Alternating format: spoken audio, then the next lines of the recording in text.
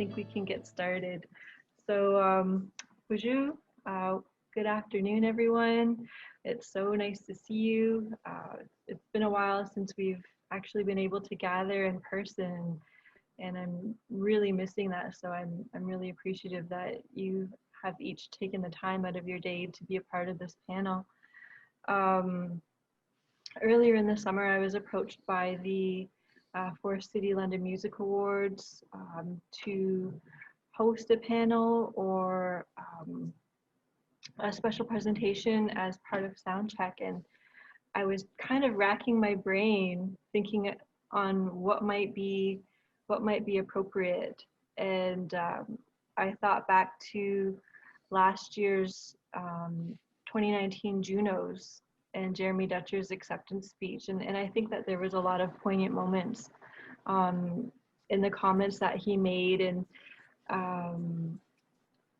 even the events around his acceptance. But we'll get to that in a minute. I just wanted to properly introduce myself. Neo Benasik Indigenous Mong and Dodem. Wilquedong Minwa, Ajodenong and Donjaba, Anishinaabe Kwe, Minawa, Bodoadami Kwe, Nindao. And so yes, I just wanted to start our afternoon off in a really good way, and maybe perhaps each of you beginning with Adam, Dawn, Johnny Saga, and Gordon, if you could take your turns to introduce yourselves. Ani, Adam Sturgeon, Indigenous, Dishkinzi Bidun Shaba. My name is Adam Sturgeon.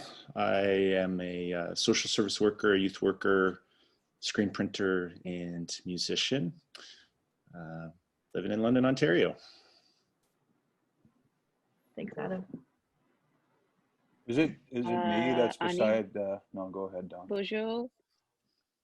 Oh, thanks. Ani bonjour. Gijakwe Indigenous.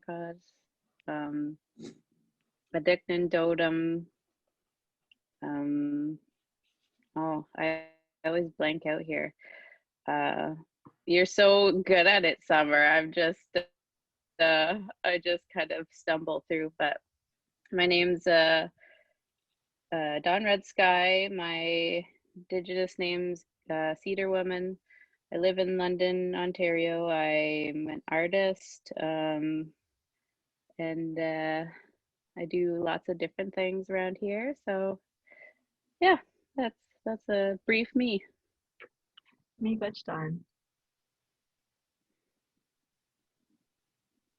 I guess I'll go then. Hi, I'm Johnny. I'm from London, Ontario. I don't live there right now. I'm in Toronto. Yeah, I make music for, that's what I do now. So very lucky. I'm glad you asked me to come talk. Thank you. Hello, my name is Gordon Sands. I've originally from Palmaker Cree First Nation, Saskatchewan, also out of the Keswanong territory, Walpole Island. Lived the majority of my life here in London, and for most of that time have been a part of, and I now lead what's known as the Eagle Flight Singers, which are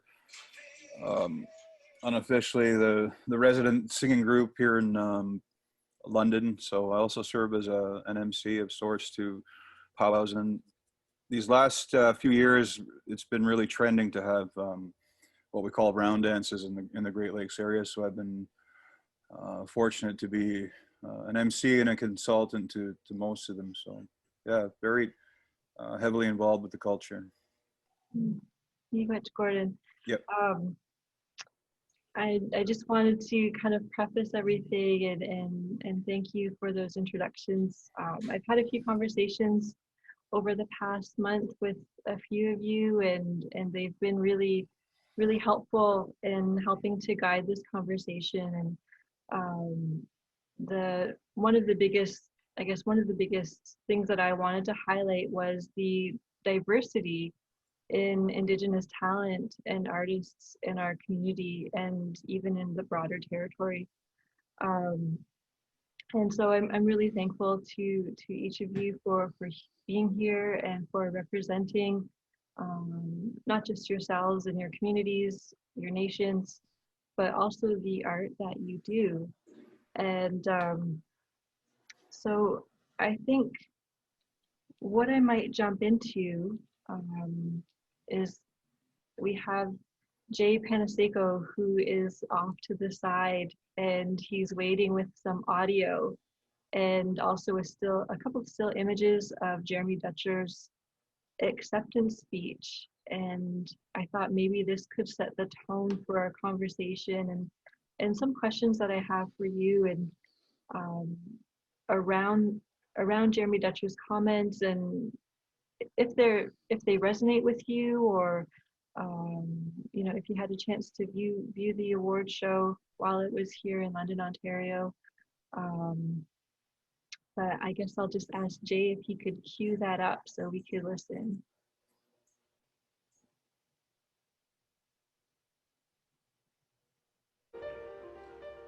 Sudat and Bamo Subinu, Gilawal. Okay, Canada, I've got 60 seconds, so let's get down to this.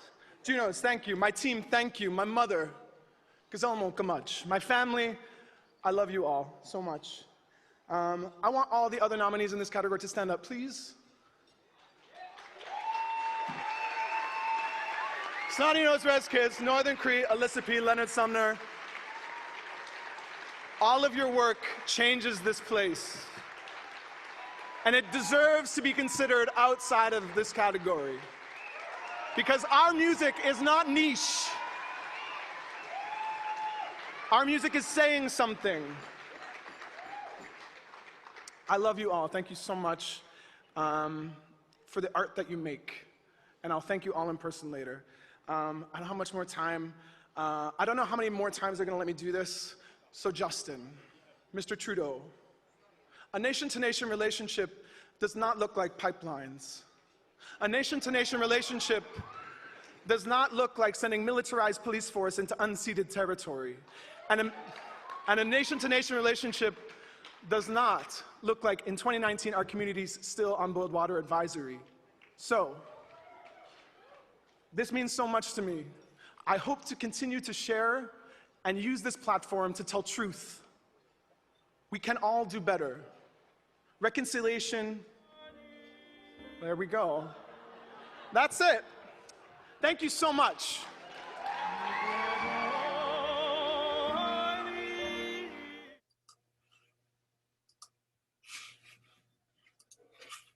And there's also a second part to his acceptance speech. And so it was done in two parts because as you noticed, he was cut off just as he was getting to the good stuff.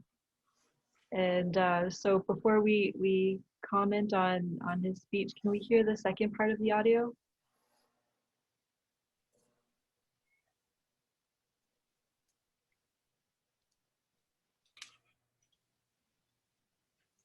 Adam Countryman, there's been so much wisdom shared on the stage tonight, but our friend Jeremy didn't get a chance to finish, so he's going to finish tonight as he should. Jeremy, come on, let's go. Hey, go. Get in there. And don't cut off the don't start the music. He's going to go as long as he wants, okay? Cheers. This is what giving space holds like. This is what holding space looks like. Thank you. To my manager, I'm sorry, I have joined the Arkells. I will not be... They have a better rider. And it's an honor to be the 6th member? Yeah. Whatever. Anyway, as I was saying, reconciliation. Reconciliation. It's a lofty goal. It's a dream. And it doesn't happen in a year. It takes time. It takes stories. It takes shared experience. It takes music.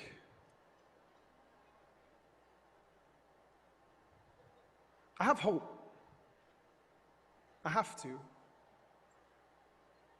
That we can come to right relations with each other. you know? And if at least we're not in the same book, or at least we're on the same page. At least if we're not on the same page, or at least we're in the same book. I should get my anecdotes right. I just want to say this.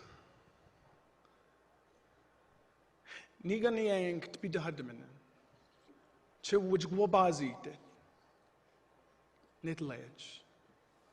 Thank you.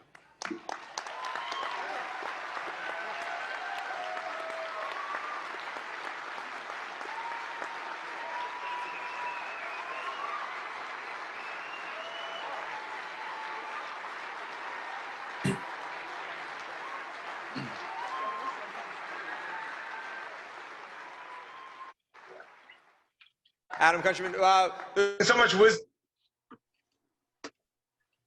Miigwech Jay for cueing that audio for us. There's a lot to think about in Jeremy Dutcher's acceptance speech, and I just wanted to begin by asking each of you, and I guess we'll just go with the order that we began in. Is there anything that resonates with you as artists and musicians with Jeremy Dutcher's comments? Like what is the most resonant with you from his acceptance speech? Well, for me, the thing that I recognize for Indigenous artists and cultural artists is that we tend to wear the weight of our entire communities on our shoulders. That while the Arkels can go and make a rock record, and it's nice that they create the space for Jeremy, they can just make a rock record where so many of us Indigenous artists feel that responsibility. When you receive that platform, when you're up on a pedestal, you have a responsibility to your community, because I don't know, for me, it feels a bit unnatural to be put forward. We're supposed to sort of stand in our circles together and kind of put ourselves together that way. And so these awards categories and stuff are challenging. Beyond that, just that to me, reconciliation does have a place, but it's very challenged, as he said.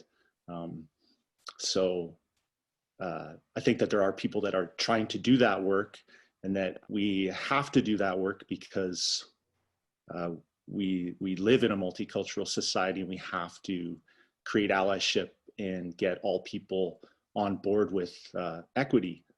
But it doesn't really seem to be working out super well, as evidenced by the Indigenous music categories continuing to place our people in boxes,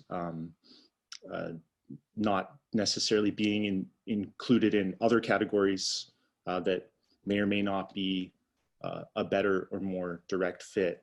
As an Indigenous artist, I don't always know what my place is. I started the work I do not really knowing my culture, exploring my culture, and trying to find it through art and healing and wellness.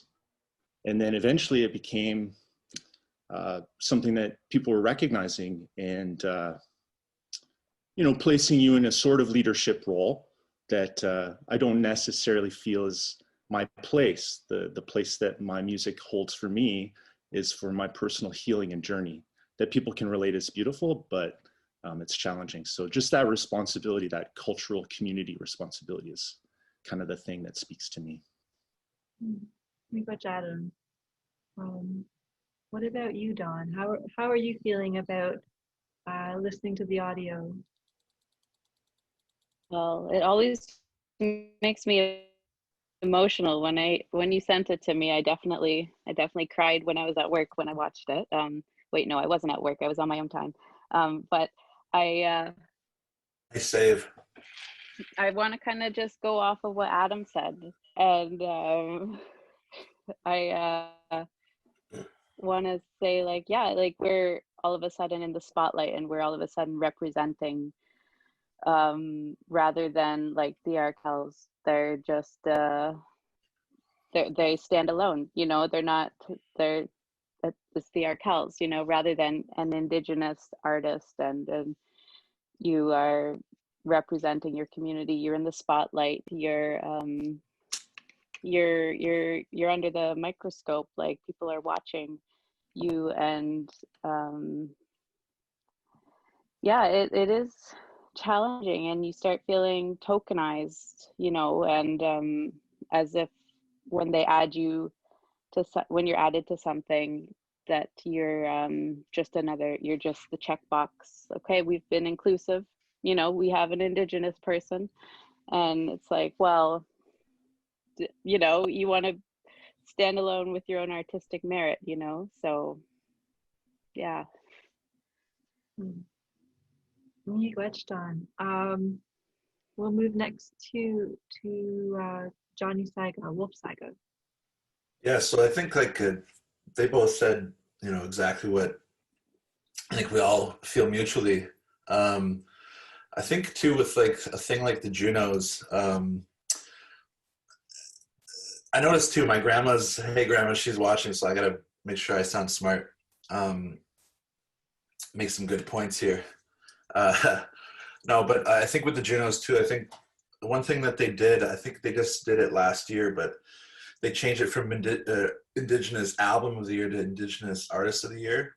And so, I mean, before it felt weird because you'd have Indigenous Album of the Year and then there'd be like traditional drum groups against like, you know, a pop artist. And it was just weird to see that because like you said, or like Jeremy said, and I think Adam said, they kind of put us in that category altogether where we can be beyond that category, and we, you know, we should be acknowledged in other categories and just being an Indigenous person making music.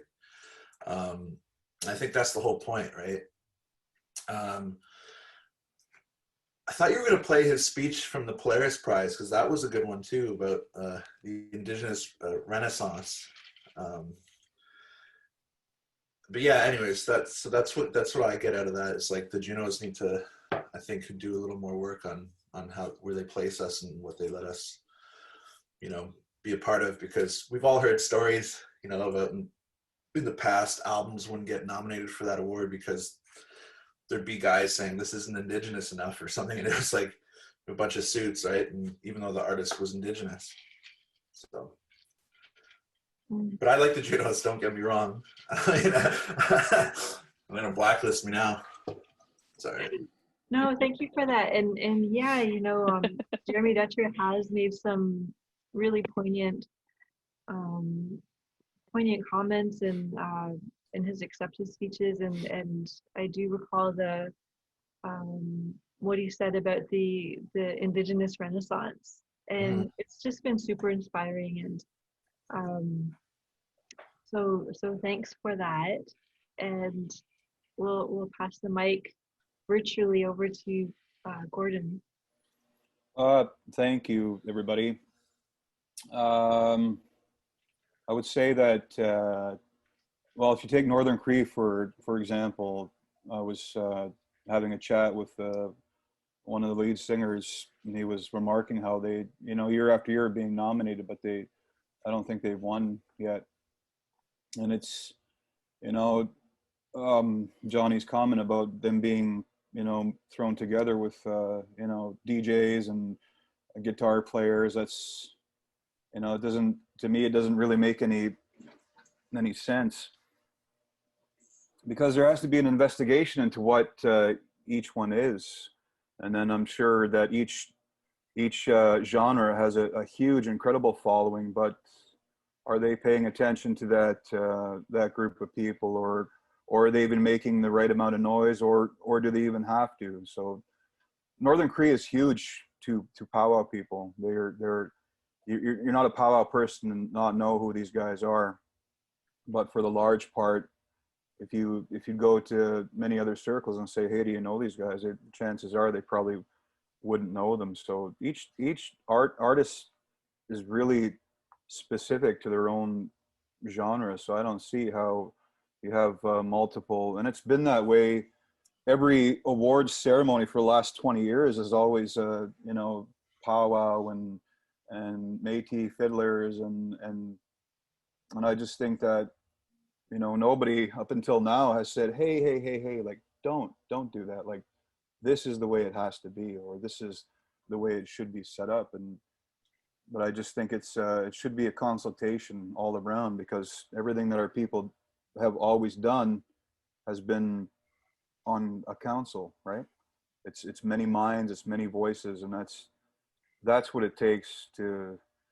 And let's say if I was a part of something and they were decided to do something that I didn't like, it makes it easier to go down if it came from, you know, many minds. Like, so I think that definitely in our circles, what we can do is make sure that that discussion is started, that there needs to be more unity in terms of what that message that we're putting out to mainstream, you know, Canada. When Canadians are watching these ceremonies, they need to say, well, this is the general consensus from everybody. And thank God for that, because just I think with the conversation that we're having and what I'm hearing from each of you is the weight that you carry as artists, as members of the Indigenous community, and the sense of responsibility that you feel to represent not just yourselves in your art, but also for the Indigenous community as a whole. And it's a very a heavy burden. And I also want to comment on what Gordon was just saying, in the sense that everything that we do as Indigenous people and in our communities, in our various circles where we are active, there's a sense of kinship and relationship, and consultation isn't something to be taken very lightly. It's something that's ongoing. It's a conversation that we need to keep having. You know, as Johnny was saying a few moments ago, you know, they have kind of changed the parameters around the Indigenous music category to be Indigenous artists, and I think that's an important step in moving the conversation to the impact that artists have in their communities. Whether you're doing traditional music, powwow music, whether you're doing electronic or rock, or acoustic and folk music. So there's a real need that the music industry should be recognizing the individual merits of our collective artists, and the community impacts that artists have. And so I just wanted to thank you for that first round.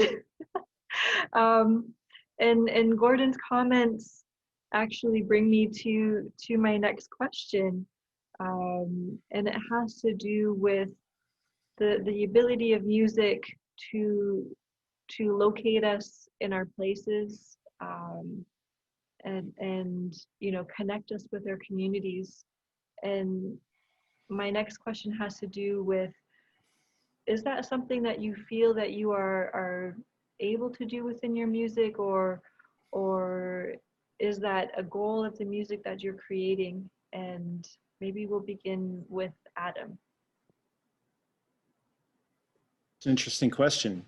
I mean, I think ultimately the answer should be yes. But as we're taught, like, it all starts with ourselves and our families and our communities and our nations. And as a younger, I feel old now, and I'm starting to get older, but in many ways my art is still emerging.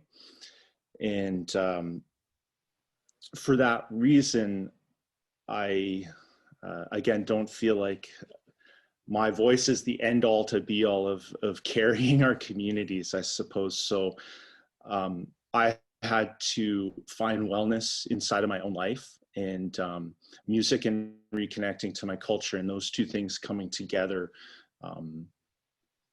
played a big role in saving and changing aspects of myself and redirecting me in a good direction. And I've just started a young family myself. We're chit-chatting about that before the panel. And so I'm still at that point where, you know, I'll look back on my art and my words and see changes in them in 5 years, in 10 years, and I won't be the same person. I'm going through kind of like a rebranding and re-identity of my art, but it's all to like align with like the true aspect of myself, really. So I could really only speak for myself, and I wish to be in that circle where we're putting our minds together, like Gordon said, where the diversity of our sounds and our solidarity can ring true, and that we do that. And so finally, I guess I do feel that sense of responsibility to my community. So I always try to make sure that through my art, that I'm not overly capitalizing on our culture, that I'm not allowing myself to feel stigmatized, so that I'll always try to do things to bring resources and information back to our young people and and to our community. So changing the economy of the music industry at the same time, while being in it. You know, I was an anarchist, I was a punk, I smashed windows and spray painted on schools and stuff like that. And those days are long behind me. But sometimes working within the system, you still want to kind of dismantle it, you know. But, you know, we have to participate in a good way, but we also have to speak our truth. And sometimes that truth can be harsh for other people to hear. But again, yeah, it's just my one voice that I'm trying to share and put it together with other artists, which is a nice part of the renaissance, so to speak. What about you, Don? How do you feel that your music and the art that you do helps you to connect with community, to connect with locating yourself also in the community? I just want to say thank you so much, Adam, for going first, because these questions I've needed for like to hear you talk before me, because I was totally blank, but you've provided lots of inspiration for my answer, and to kind of, so thank you. But yeah, I mean, there was a long time I didn't acknowledge that part of me, and I didn't identify as Indigenous, and because I don't know, I was told that I didn't look Indigenous, so therefore I don't really belong in that category, or I don't really belong to that identity. So I accepted that and carried that for a long time. And but being part of this amazing community, and Summer, you're part of the amazing women, part of the accepting and helping me to relearn how to just kind of assert my identity and kind of just hold it and acknowledge it. And in doing that, I think also being an artist, you are providing representation for younger people then who are watching, and we always have to be aware that the young people are watching us. And if you are Indigenous and you're an artist, you should be, you know, acknowledging that, and because there are young people watching and they need that representation. And in my art, I try to provide that kind of acknowledgement, that representation. And yeah, I don't know, maybe I didn't answer the question at all, but that's my answer. No, I think you're speaking to a lot of things that we consider when we are a part of a community, in that sense of responsibility, and that's a very traditional and very meaningful part of what we consider when we're talking about kinship. You know, we might not be blood relatives, you know, but we all share this territory, and through those kinship ties, we have relationship, and we also have responsibility to ourselves and to each other. And so I think that you are speaking to that sense of responsibility that you carry to younger generations, and that's a very important aspect of each of our responsibilities. So miigwech John. We'll move on to Johnny. Yeah, like I can relate to Don, because growing up I never really understood sort of what my indigeneity meant. It wasn't until I was like 18, I think. I worked at Namron Friendship Center there in London, and that really got me more involved with like the community, and you know, it sort of helped me find my place in all this and what it meant to me. So that was really like a great summer job, I guess. Yeah, it was a summer job. You know, and I'd love to go back sometime, see how everyone's doing there. With that being said, though, yeah, I think when we write music, you know, at the forefront, we're expressing like it's our creativity. We're expressing ourselves. I think obviously, like Adam said, you're going to keep your community and people, you know, in there when you're writing these songs and making this music, because you know, you're not going to make something that's hate speech or like, you know, nasty, right? Like I don't know, what am I getting at here? Like I guess what I'm trying to say is like I make like I guess you call it like commercial pop music, really. I think in the songs, the lyrics, that's where I really like to have a message, and it can be something that's universal, but you know, at the same time, like I think what's great about music is I can be on the radio and whatever, and you know, go and play festivals and stuff to whatever audience is there. But then, you know, as an example, like I did an acoustic show at Wolf Performance Hall last year. I think it was last year. Sherry, that author, it was like she was doing a talk about her one of her books, her new book. And I just remember, like, the great thing about music is I can go and do that stuff and whatever, and then play like a place like that. And then afterwards, you know, there was some Indigenous kids coming up wanting autographs and stuff. And I was like, whoa, this is like, you know, that's cool. So, I mean, it's just like, you can do so much. And I think, you know, just try to help everyone, try to be the best, like you said, the role model. Because, you know, a lot of kids probably didn't have that growing up. Back in the day, it was like Buffy St. Marie and stuff, right? But now there's so many Indigenous artists that we can all watch and look up to and check out. So I don't know, I forgot what the question was too.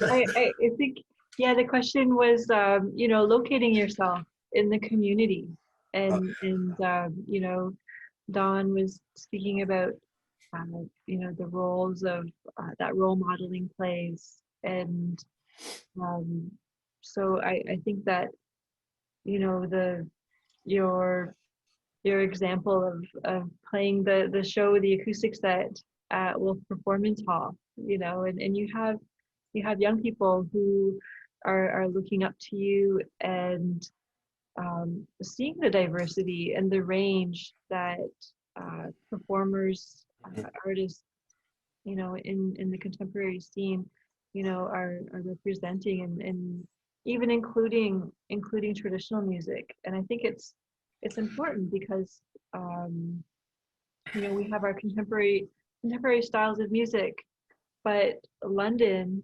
aka Deshkanzibing, is so diverse. We have 3 First Nations communities outside of the city here who represent different nations and different cultural traditions, different songs, different ways of doing things. And I think, you know, when we are putting ourselves out there, you know, in our roles as musicians or artists, and people in the community, we represent you know, those many different voices that are out there.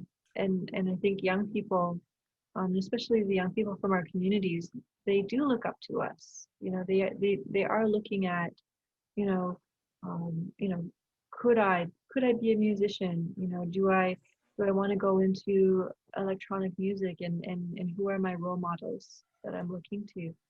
And so thank you for that.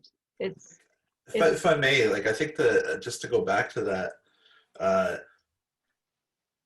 think what's cool too is like any one of us on this panel could go play somewhere, say in London.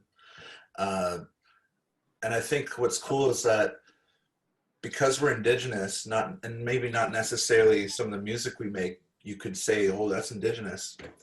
But I think what's cool is that, to go back to that community aspect, is that Indigenous parents will bring their kids out to see us, just to see, like, be like, look, like this, you know, this guy's making this stuff and he's Indigenous and whatever. And I think that's really special. So it's cool. Very much.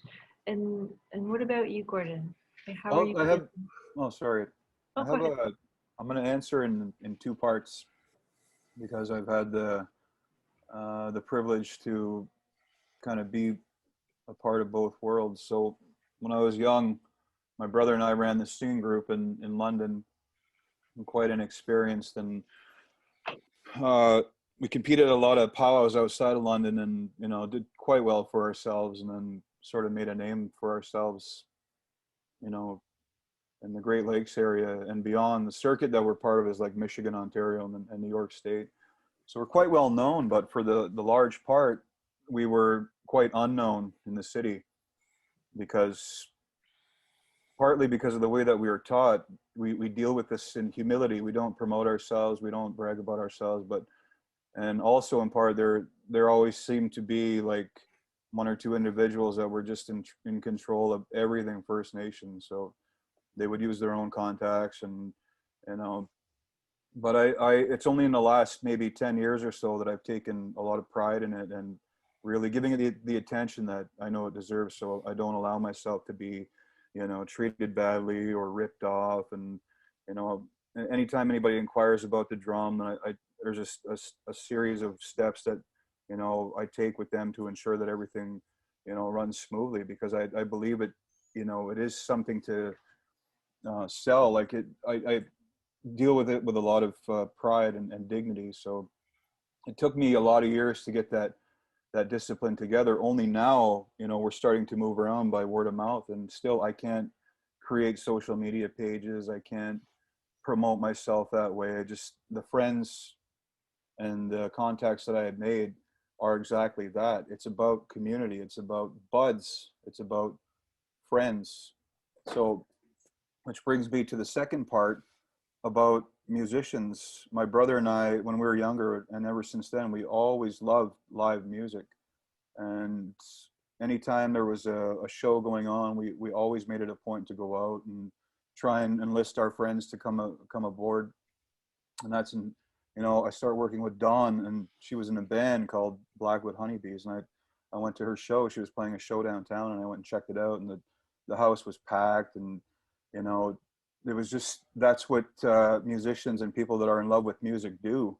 Now, that has a place, you know, professionally, that has a place within every one of our government-funded organizations here in town. They can pay a consultant, somebody who deals in workshops, they can pay them $5,000 to come to the hotel for a couple of days, but there is little to no emphasis put on bringing that music to the community, which I think is very powerful, even if you're not a musician. So I play, whenever I sing, you know, on the drum or do something like that, you don't have to be a singer to appreciate what it does for you. You don't have to appreciate what a live show does for you and what it does for your spirit and your soul. And us as Indigenous people, like we're very, you know, we're led by our spirits, the feeling that we get. So these are hard things to pinpoint, but it comes right down to the community, and there has to be sponsorship into this community. There has to be promotion. There has to be people that are willing to stand up to say, hey, this investment has to be made to these young people, because I'll ask all you guys a question. Whenever you see somebody out in public or out at an event and they pull out a guitar, what's the first response?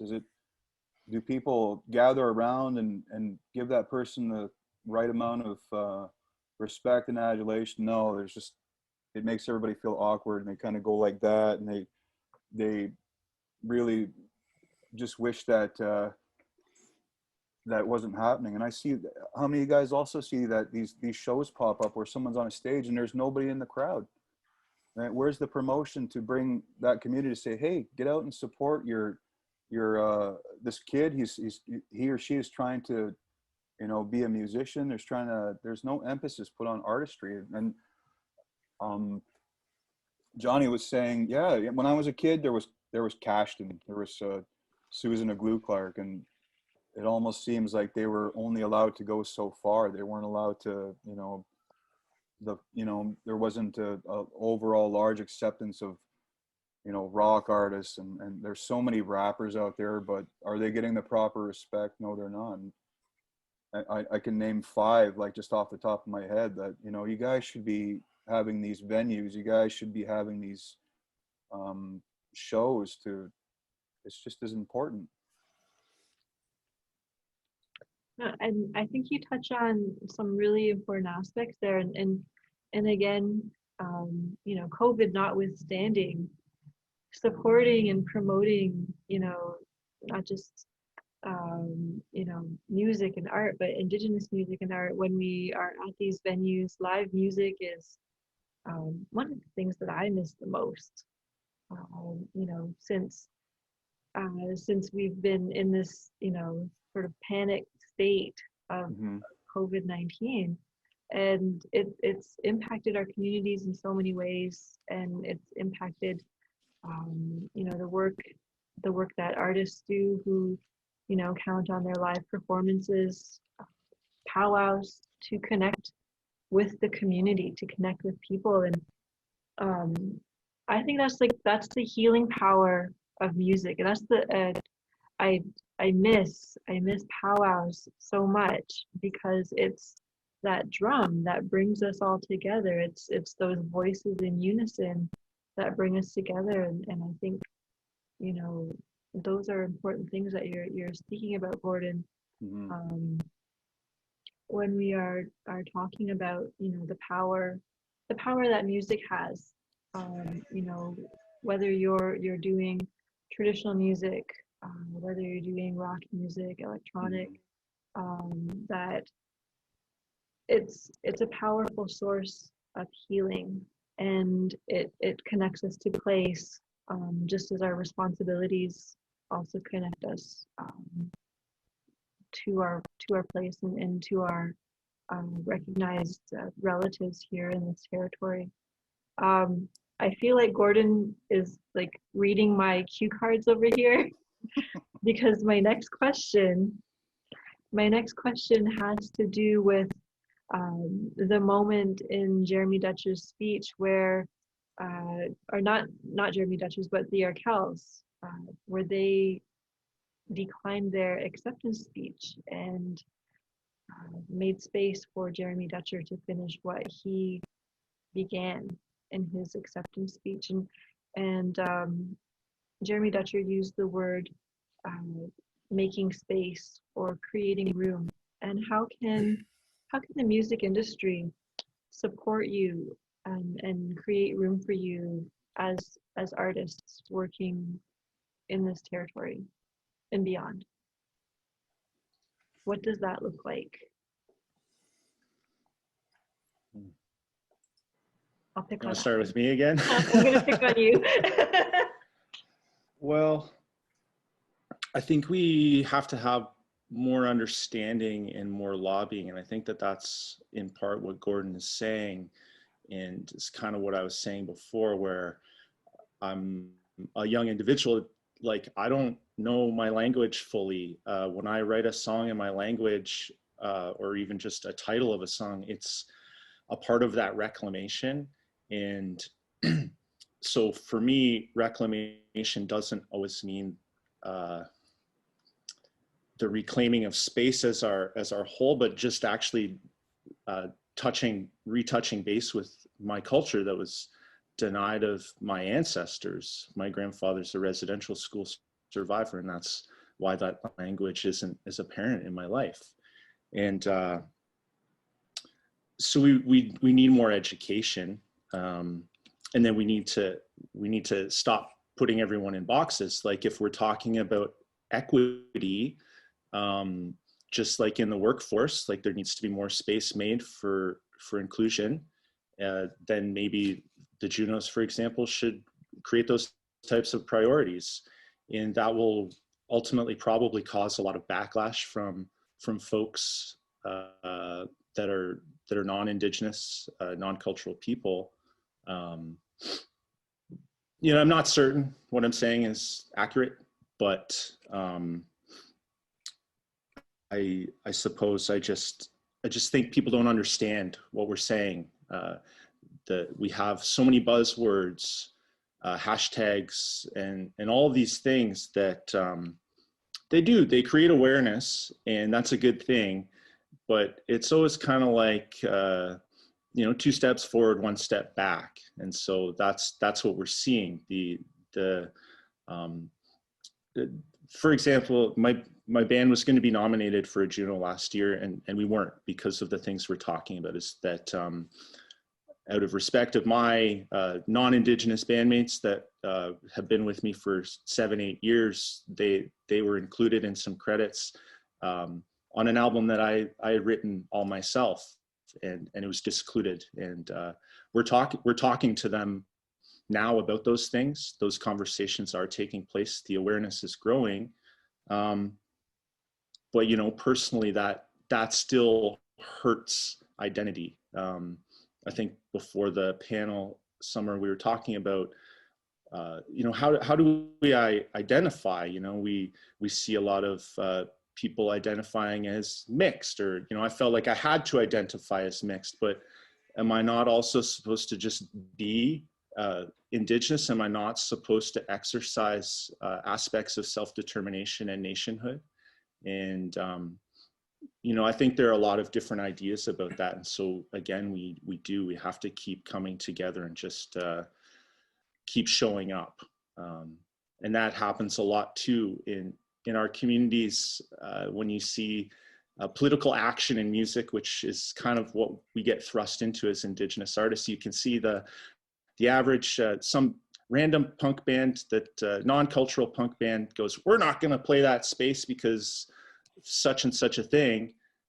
And they might throw shade or criticize someone else for showing up. But, you know, I sort of have always been of the mind, it's like, I have to show up and represent and create that awareness, and do that work. And I originally thought that was through exercises of allyship, being like, these are my ancestors are Indigenous, so I have to show up and say, hey, like, I'm the only Indigenous person in the room. I don't look like that. And this has been the case for me for 10 or 15 years in the indie rock circuit. And now I'm taking up space, but I'm trying to open a door so that more of our people can walk through and say the things that they need to say. So I don't know if I answered what you're asking, and I don't know if I know what I'm talking about either. But it is what I feel inside. So it's my truth. And thank you. And I think that you're talking about the work of reclamation and all of those, you know, it's so multi-layered, and you know, there are so many things to unpack in reclamation. And when we are, you know, taking up space, or, you know, reclaiming our space, it just sounds very, very punk rock to me. So, thank you for that, Adam. Dawn, how do you feel that, or what does it look like for you when you think of the music industry making space for you as an artist?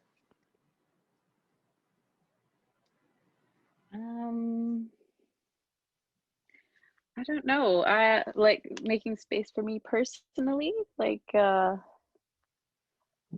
I'm being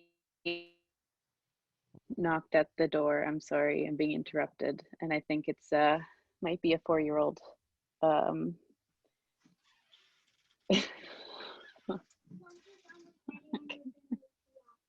Okay, Quinny, thank you. My apologies.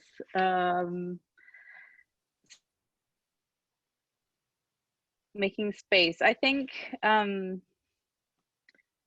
don't know. I feel that making space is on everybody to make space for everybody else. And making places, making people feel comfortable to express themselves, and making spaces positive and inclusive. And it's kind of on all of us to, like Adam said, like we go there and we are kind of paving the road for the people behind us, and so that they feel comfortable, you know. So I don't know, like being nice to people, being kind to other artists, being supportive, going to shows, showing that even you don't have to like everybody else's music, but you do have to be kind to everybody, you know. So like I think that's an important thing. There's so much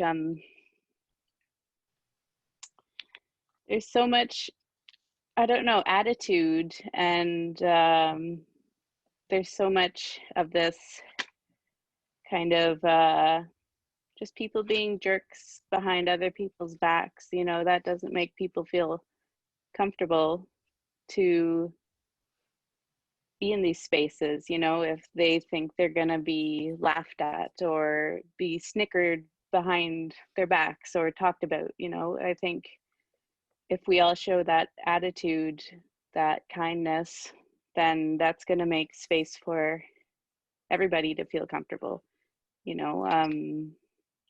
I know, like that's where I would want to be. I would want to be taken seriously, you know. So yeah.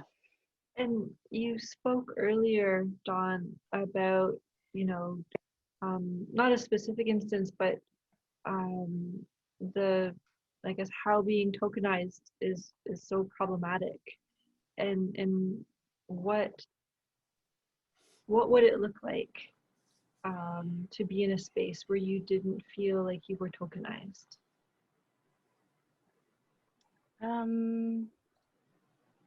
I think maybe where people weren't even asking about my Indigenous identity, you know, unless they were Indigenous, like that's just the thing you chat about. But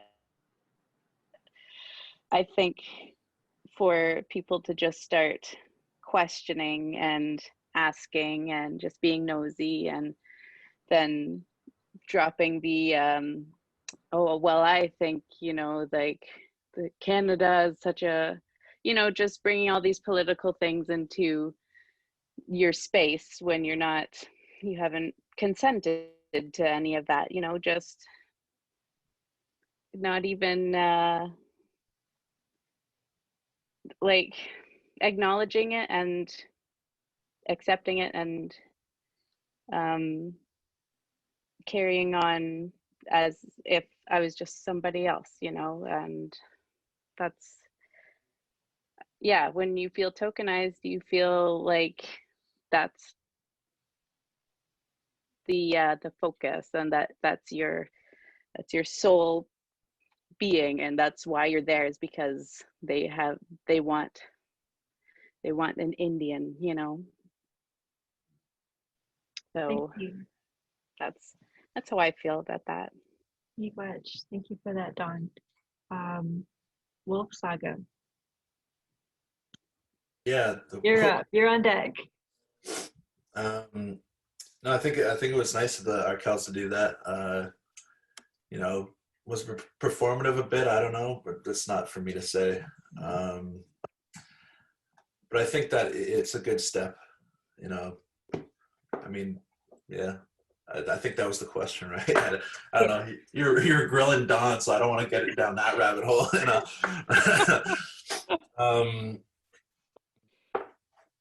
Yeah, no, space is important and platforms. So, you know, hopefully we'll see more of that. I think it's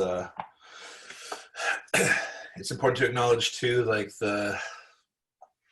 you know, before, like years ago, it seemed like Indigenous issues would just come and go, but now it seems like the last couple of years they've been at the forefront and staying in people's minds. So I think that's a big step.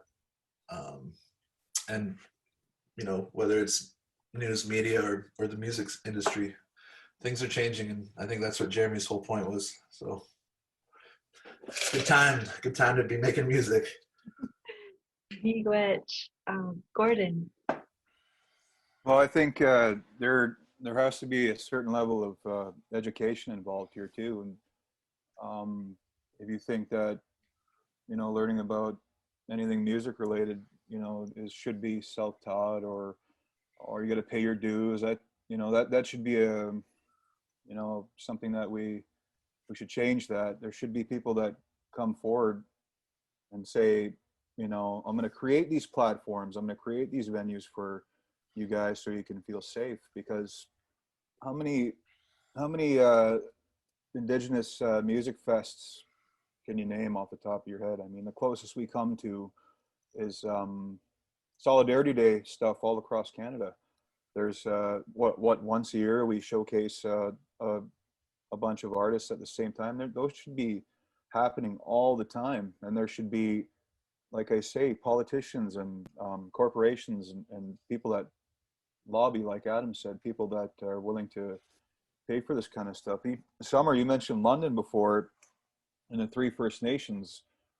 London should be a hub for 10 First Nations, Saugeen, 6 Nations, New Credit, CMO, Wapul, Amjana, Kettle Point. This area, this major city, should be a hub for all things cultural and all things, you know, musically, like all the genres. But where is the platform? Where is the investment? Where are the venues? They just don't happen, because at the mere mention of that, who stands up and says, I'll do that? You know, who wants to be this big promoter that's going to try and sell this to, who are we trying to sell it to? That's leads me to my next point, is that we have to start, you know, accepting who we are and being comfortable with selling it to ourselves and our own people before we are going to try and like project that out into mainstream society and kind of sell tickets for that. So we have to be comfortable with who we are. But like I said, anytime we have a guitar player, a rapper, a DJ, there's 2 people in the crowd, there's 7 people in the crowd. Like, there should be an emphasis, there should be an education to say, you know, come and help these people out. They're artists. Where is the support, you know, financial support? Where is the emotional support, the psychological support for people that were born to be artists, and this is the way that they express themselves? It's not too unique. It's not, you know, too specific. I really think that this area should be a hub for fine art. It should be a hub for culture. It should be a hub for music, but it is not. And I don't know if that's just the nature of the city, or if we are lacking leadership as in our Indigenous circles. Do we need somebody to fight for this kind of thing? Because all you guys can agree, there's so many one-offs. We've all just been a part of so many one-offs. Instead of a movement, right? There has to be a movement. There has to be a council. There has to be something in cement, so that organizations like the Junos can say, hey, there's a noise coming from this area, right? There is a noise coming from this area that we have to pay attention to. Just the way the Forest City Music Awards have been paying attention to our people for these last few years, and I was ecstatic. I was happy to win this award a couple years ago for best traditional album.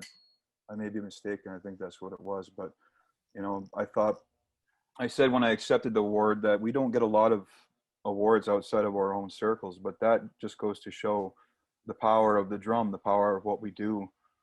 And then that just breeds more conversations, more fusion. And the last thing I want to say is that years ago, Nelly Furtado was perfectly fused hoop dancing with one of her songs, and she put on a performance at We Day, and she included my two eldest sons, and that was just a dream come true for my eldest son, because he's loved Nelly Furtado since birth, and she's Canadian, and she was a big part of his life growing up, and it was just and who was he? He was just a young native boy from London, Ontario, and he just by doing what he did, he was included on this stage of like 10,000 kids. So where is the payoff for such an investment? There it is right there. And where are the people who are going to advocate, who are going to, where's the council, where's the, you know, the money? So, and oh, sorry, I feel like I'm talking too long, but I think a lot of it is, it's hard for us to make sure that we're going to have it be received by mainstream Canada. But I think we should just focus on us first, our circles, before we'll clean it up, and then we present it to, you know, the outside world. Because there's some artists out there that have made a career playing look at Ernest Munias. People joke around about him, but he's like a god in northern Manitoba and northern Ontario, right? Like, he's been for the better part of 4 decades, like just this Elvis of the North. That's his nickname. And because he knew that he's loved by his own people, right? He can sell it. And you know, we all should have that as artists. We all should have, you know, that recognition. I just think that we got to support one another. We have to teach each other to say, hey, there's a DJ in town, let's go see him. Or hey, let's put on a showcase, and we're going to showcase, you know, from top to bottom, and all these different artists, and make it interesting, bring people out. So I think it goes along with race relations in Canada. I think they're one and the same. And I think I've never taken a militant or aggressive viewpoint. I've always let my music do my speaking for me. I always let my music do my talking for me, because I put the hard work in, because I practice, because I'm self-critical. It sounds good for a reason, because, you know, I've fallen flat on my face and I didn't like it, and I kept going, just like a lot of you guys in your craft. You're just perfecting your craft, and, you know, that speaks volumes. Hey, Coach Gordon, I think you're so right that this territory, not just Deshkanzibing in London, Ontario, and the communities beyond southwestern Ontario, we are such a hub of creativity. It's like we're just bubbling over with gifted, talented community members. Mm-hmm. And that's actually a big personal dream of mine too, is that this becomes a recognized center for creative folks and shows and talent, you know, not just the performing arts, but the visual arts. And there's so many things that this territory, the nations and the communities all have to offer. Mm-hmm. And you know, I've done some traveling down in the Southwest, and, you know, down in New Mexico and Arizona, and their communities are as diverse as ours up here, and it's, you know, communities in the middle of a desert, and there's so much creative activity there. You know, there are people who are doing so many different things with their art, and I was inspired by my travels there to bring that, or a piece of that, up here to southwestern Ontario, and that's always been a dream of mine. Is, you know, how can we do that in our communities? And I think you bring up a really good point, of, there's a need for, a council or a circle in our own community here, of artists, musicians, and creative people who can speak to those things that we need, that we need as a community. And I think that those are some really important things that need to be done, that we should recognize at our community level, and then also be able to lobby for that in the larger venues, in the larger scheme of things. So miigwech everyone. I am so pleased and thankful for the conversation that we've had around Jeremy Dutcher's acceptance speech, because I think that he touches on a lot of relevant issues, not just for artists, but for our, ourselves and our communities as a whole. And so I thank you for your time today. And I just want to ask if there's anything in closing that anyone would like to offer before we finish. And it's open mic. Go ahead, Adam. No, miigwech for including me. I never, like I said, when I came back to London, it was to reconnect with my culture and to support and work with young people in my community. But I never really exactly knew how I would be accepted or perceived. I've learned that there is power in my family name, and that we have our family prophecy that we are fulfilling, returning to our communities and doing those things. I think that there is like people have a fear. What I was just thinking in those last comments was that, a lot of us are returning and seeking, grabbing at those strings and trying to reclaim, for those of us that, didn't always have the culture or grow up in it, and maybe the same for those who are expanding into the mainstream or whatever.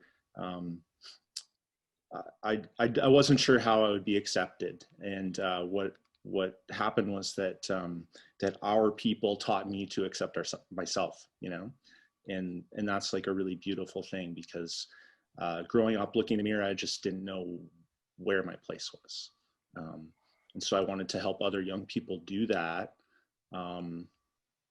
Yeah, and so again, we feel that great sense of responsibility, and the more that we can support each other, the more that we can sort of like alleviate some of that weight, I think, and that means a lot to me. So I'm really thankful for our community as well. I'm glad I moved here. We're glad you moved here too. But yeah, I think that's an important part of what the strength of our circles, the strength of our councils, is that it does alleviate the weight of those burdens of responsibility that each of us carry out in our lives. And that's why, our traditional systems are so strong, because it's through those circles and through building each other up, through uplifting each other and supporting each other, that we find our foundation again. And yes, miigwech for that, Adam. Anybody else have closing comments? Or I'm going to pick on you. Go ahead, Dawn. I do, yes. Thank you so much for including me. Really, I feel honored to be included and accepted. I mean, my ancestral lands are up Shoal Lake and Kenora, and so it's nice finding community down here and acceptance. And I also want to say that when Jeremy Dutcher mentioned the pipelines, and like Unistoten, the Wet'suwet'en is still under siege. That's still happening. It hasn't gone away. It hasn't stopped. So I just wanted to kind of put that out there, that it's still going on. So if anyone's still interested, there's still action happening there. And yeah, thank you. Miigwech. Miigwech. Yeah, just want to say thank you for having me. It's a nice little afternoon chat. I don't really have anything else to play a song. I'm just kidding. Yeah, thank you. I look forward to coming back sometime. I know this quarantine's been a real drag. I want to get back there and visit, well, my grandma, stuff like that. So hopefully that's gets handled soon. I don't know. We'll see.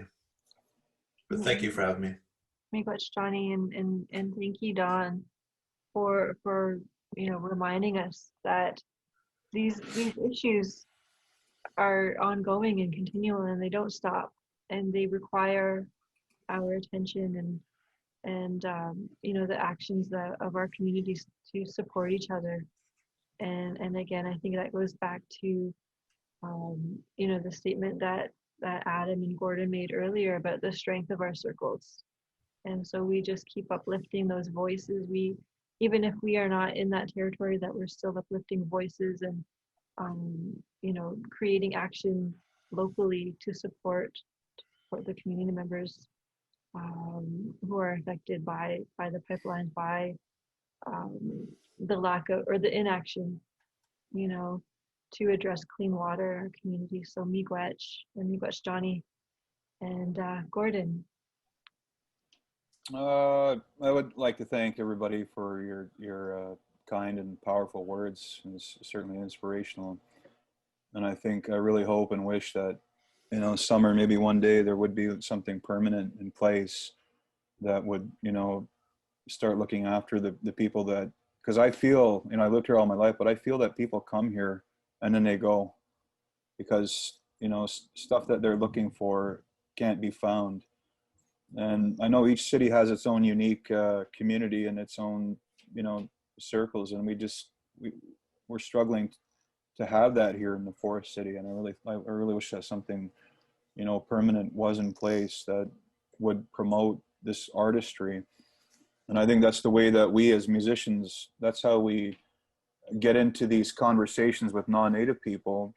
And it's a very, very peaceful way to do things. So if somebody sees me out there, singing and whatnot, they generally want to come up and have a conversation. And then we start talking about pipelines, and then we start talking about, racial equality. I just think music is just this unspoken power to unite people. And why is it so hard to convince, a lot of people? I think if you had some solid individuals that would serve as these, I don't even know what we would be known as, but like I said, there would be a council that would say, okay, we approve this on principle, we approve this, we approve that.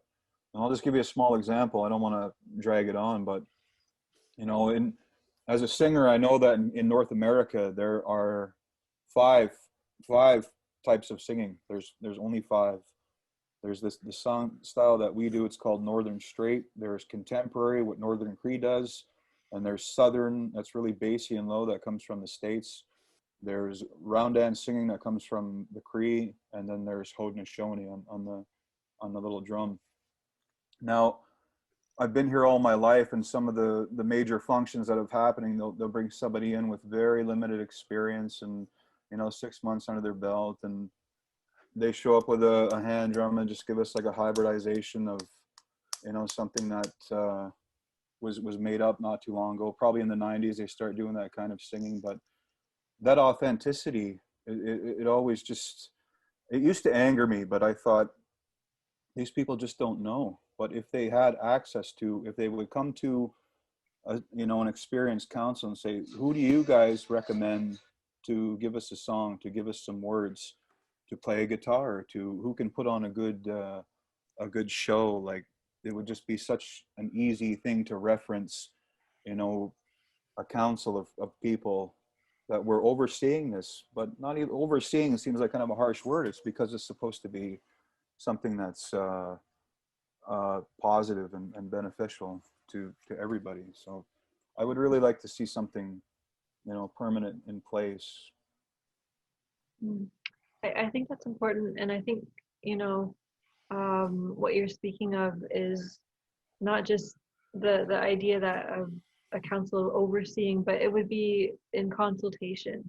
Yeah, And it yeah. would be a consultation amongst peers who are knowledgeable, and that's really important. It's important work, and again, especially when you are asking somebody to do a traditional song, Yeah. because those songs are medicine, you Hmm. know, and the music that each of you create is medicine. And in our traditional societies, Hmm.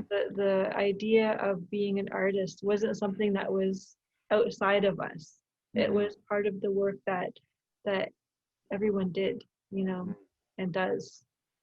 Self-expression is so important. It's spiritual, and we are part of that cycle of renewal, you know, like Hmm. the seasons that renew themselves every year. Hmm. It's the same with our cycles of creativity and self-expression, and especially through music. Right, It's and there's so many local people that are great. There's Derek Miller, there's Crystal Shawanda, there's Genevieve, just to name some of the well-known people. But even if, you know, you were to pay these people to come in and put on a camp for the kids, or like, nobody just, is that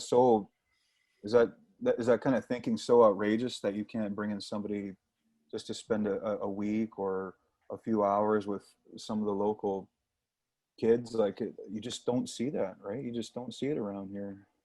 mm, no, it's um, I hope that we have, you know, offered the people who have joined us listening, and watching the conversation something to think about today, and the work of artists and musicians in the community.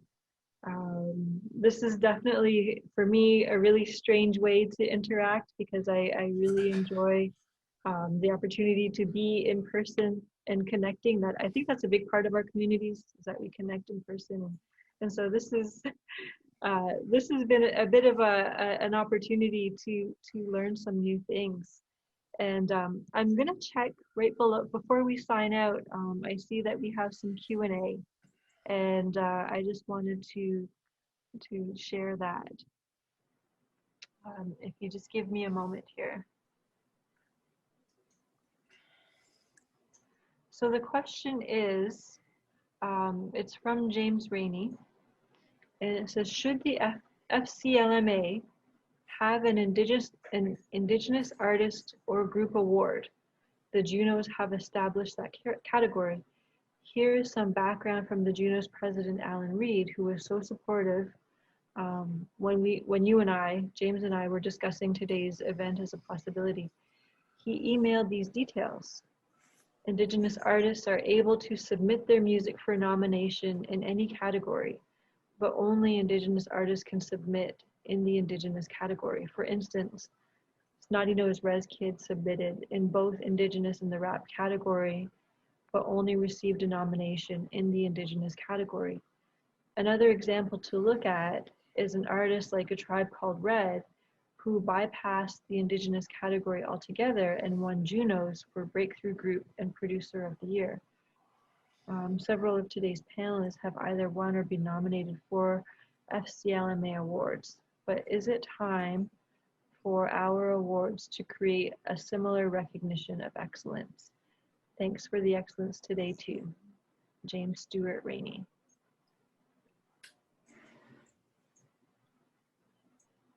So does anyone want to tackle that, or have something to offer James in response?